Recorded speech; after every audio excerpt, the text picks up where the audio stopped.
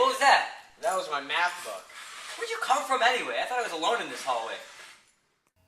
Hey, I'm the narrator of this marvelous video we got here.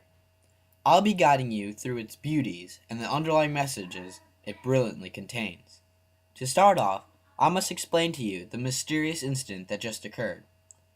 It appeared as though the nerd was invisible to the boy. However, I must tell you that this video will not be focusing on the physical properties of one being invisible, but rather the way in which one is invisible through the eyes of another person.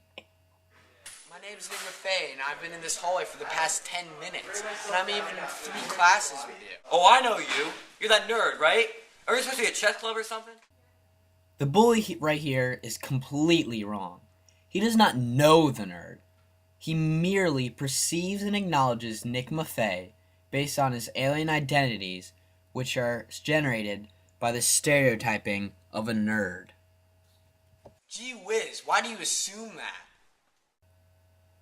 The nerd here, suffering from the assumption of others, can remarkably and ironically relate to African Americans and other minorities who lived during the early 20th century.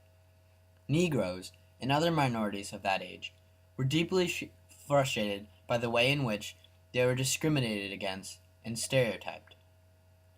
The case of the Scottsboro Boys exemplifies this. The men convicted were clearly innocent. However, the white society strongly believed that they were guilty.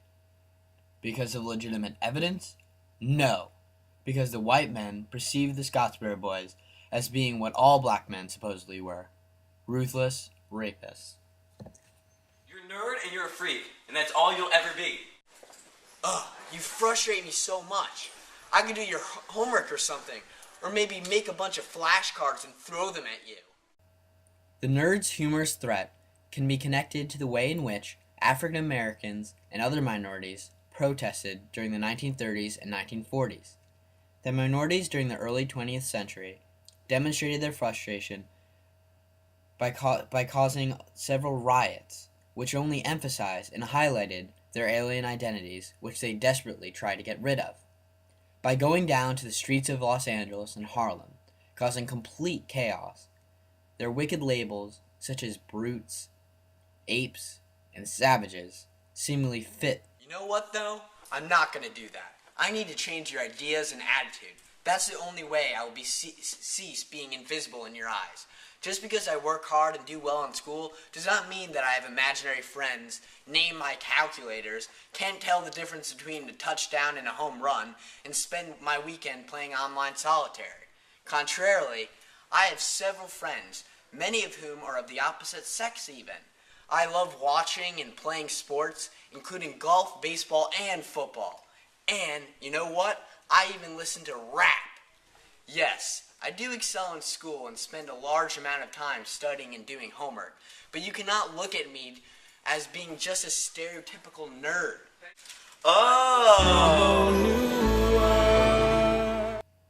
Most African Americans and minorities during the early 20th century were unable to change the mindset of their oppressors. Unlike the nerd, they were incapable of putting a stop to stereotyping. Nonetheless, this video brilliantly resembles the overall focus of the novel Invisible Man by Ralph Ellison.